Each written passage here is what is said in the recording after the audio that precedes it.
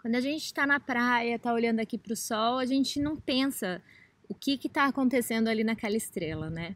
Eu me lembro que quando em 2000 eu entrei no Centro de Radioastronomia e Astrofísica Mackenzie, aquele que viria a ser meu orientador, Dr. Jean-Pierre, ele me mostrou um vídeo do Sol em raio-x rodando, que era uma coisa que eu nunca tinha parado para pensar, que a estrela tem uma rotação, que o Sol é uma estrela, que é uma bola de gás ionizado, e aquela bola de gás ionizado estava explodindo em vários lugares. Então, aquilo realmente mudou a minha visão de Sol, e o Sol parou de ser aquela bolinha brilhante ali no céu, que eu nunca tinha dado muita atenção, para virar o tema central das minhas pesquisas e do meu interesse científico. Então, hoje eu vou falar um pouquinho sobre o Sol ativo, e hoje é o terceiro dia do projeto NASA Solar Week. Para começo de conversa, o Sol ele tem um ciclo de atividade, então tem períodos que o Sol fica um pouco mais explosivo e tem períodos que o Sol fica um pouquinho mais calmo. E esse ciclo de atividade ele tem várias periodicidades. Talvez a mais famosa seja a periodicidade de 11 anos, porque essa periodicidade ela foi notada há muito tempo atrás. Essa contagem foi iniciada sem muita pretensão, as pessoas simplesmente faziam observações e começavam a anotar quantas manchas elas viram no disco. E aí veio um cara que nem era um cientista e ele percebeu que havia essa oscilação. Então tinha períodos que tinham maior número de manchas, períodos que tinham menor número de manchas. E esses períodos eles tinham uma constância de 11 anos. Então, obviamente, o ciclo de 11 anos ficou chamado com o nome desse cara que percebeu isso primeiramente. Eu acho que ele era farmacêutico, ele não era um cientista na época, mas ele percebeu esse padrão. E parte da investigação científica é justamente perceber padrões na natureza. Enfim, o que seriam essas manchas solares?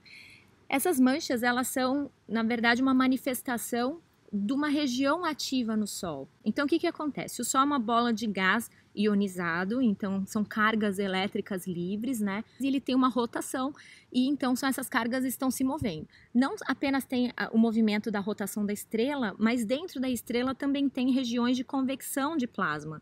Lembra que eu falei que a energia é formada no núcleo? Essa energia ela vai sendo transmitida por radiação até um certo ponto, onde o que acontece é transferência para aquecimento. Então, essa energia é transferida para aquecimento do plasma e esse plasma sobe. Plasma leve sobe, plasma mais frio desce. Como acontece na sua chaleira quando você esquenta a água, né? Você tem esses movimentos convectivos de gás ou de líquido ou de material mais quente ser menos denso e isso gera essa convecção. Enfim, você tem todos esses movimentos de carga dentro da estrela que geram campos magnéticos. Além do fato de que o Sol tem uma rotação que a gente chama diferencial, porque por não ser sólido, você vai ter uma rotação no equador, que é em torno de 27 dias ou 26 dias, mas essa rotação no equador vai ser mais rápida do que a rotação nos polos, porque imagina uma bola de gás rodando, então você vai promover essa rotação diferencial. Isso gera ainda mais um campo magnético ainda mais complexo. E conforme isso vai acontecendo, como se as linhas de campo fossem se emaranhando ali, e você vai gerando regiões de concentração de energia magnética na esfera da estrela. E então o que você tem é concentração de energia magnética, então eventualmente essas linhas de campo magnético acabam emergindo da superfície do Sol, e os pés desse loop magnético justamente será visto como uma mancha escura no disco. Por quê? Porque nessa região de muita energia magnética concentrada, aquele movimento de convecção que eu te disse, que acontece um pouquinho antes da superfície da estrela, que está trazendo gás mais quente para cima, ela é interrompida. Então você fica com uma região mais fria no disco do Sol, que é na fotosfera, a primeira camada da atmosfera do Sol. Então, por isso que você vê escura. Então, na luz visível, aquela região ativa, os pés daquele loop magnético, ele vai ser escuro, então você vê ele como uma região, uma mancha solar escura. Se você olhasse em raio-x, todo aquele arco magnético que emergiu, ele vai estar mais brilhante do que o resto. Então, você vai ter, dependendo da frequência que você observa o Sol, você vai ter uma manifestação diferente daquela região ativa. De qualquer maneira, o número dessas regiões ativas, a quantidade daquelas regiões de concentração de energia magnética, vai determinar quão explosivo vai estar o Sol. Porque as explosões, elas vêm justamente dessas regiões ativas. Então, quando você tem muitas manchas, você vai ter muitas explosões solares.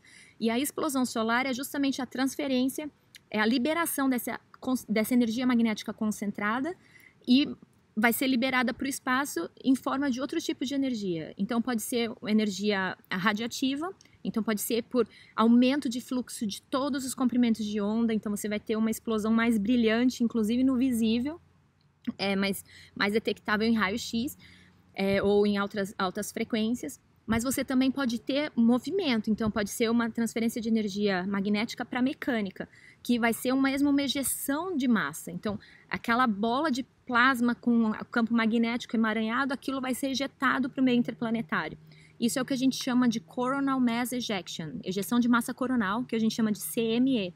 Então, isso é o que você vê aí nessa imagem que eu vou tentar colocar aqui do lado, e que você vê esse montão de plasma brilhante voando pelo espaço interplanetário. Eventualmente, isso está direcionado para a Terra, e isso chegando até a Terra vai promover um montão de mudanças no nosso campo geomagnético. Lembra dos escudos que eu falei? Que tem a atmosfera e tem o campo magnético de proteção.